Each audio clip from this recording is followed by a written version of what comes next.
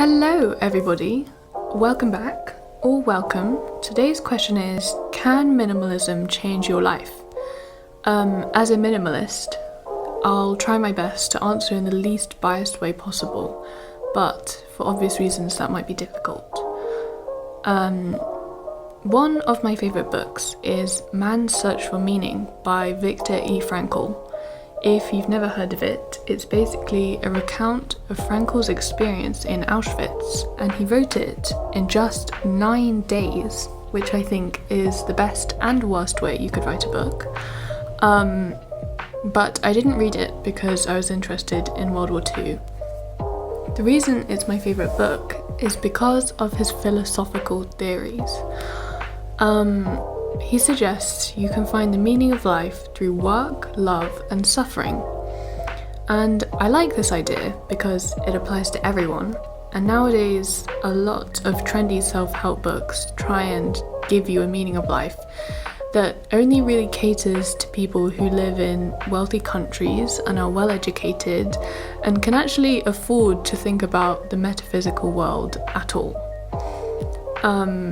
It sounds like I'm going a bit off track from minimalism, but my takeaway from the book is that you can find meaning anywhere and everywhere, even in a concentration camp. And because meaning is everywhere, we don't need to worry about our physical surroundings. Therefore, it doesn't make much difference whether you have lots of things or very few things, because possessions play no part in the meaning of your life. Of course, that's only if you're following this train of thought.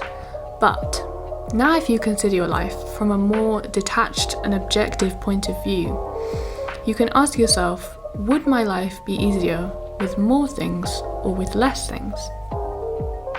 For some people, they might think that having more things is easier because it's easier to not have to go through the hassle of decluttering, and it's easier to just live like how you are now. You won't hurt anyone's feelings by getting rid of their gifts. You won't have to hurt your own feelings by getting rid of every primary school workbook you had, and so on.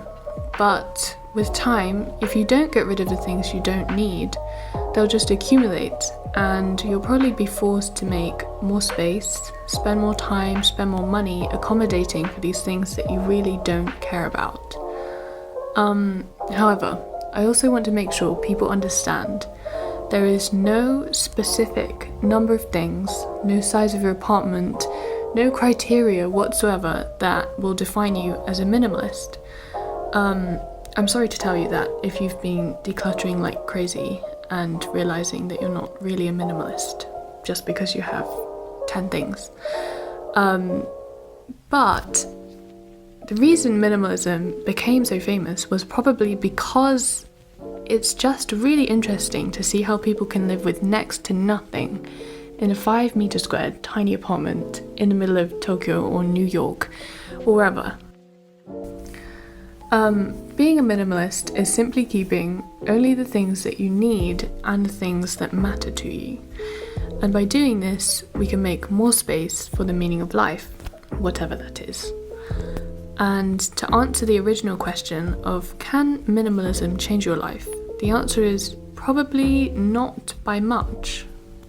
As a teenage veteran of minimalism, I don't notice the influence of minimalism on my life anymore, unless I'm at someone else's house and I notice just how many things they have, and I'm shocked by how people blindly accept that keeping things that they don't want is just a part of life. And it must be so difficult to find things and organise them and tidy them away. And on a final note, I don't know how many people watching this are already subscribed, but you might have noticed that today's video I'm talking.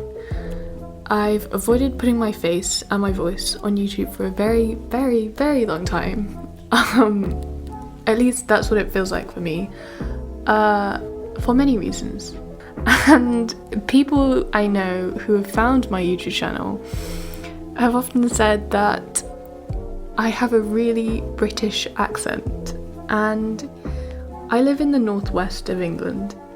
There is no British accent here. I used to live in Oxford, which is probably where I've caught this accent from, but it comes back when I'm talking on recorded things. And I was at the point where I was considering stopping YouTube completely because it's intimidating.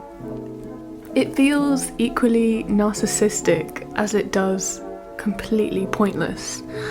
And also, I'm the mini minimalist, but I'm no longer really mini. I'm 5'6" and 17 years old, and I can't help but think, is there a point where I stop being mini and do I just become the minimalist? But I do enjoy doing YouTube, and maybe everything matters so much that it feels like nothing matters at all. And we just have to pick the things that matters to us and keep doing it. So I will try my best, and see you next time.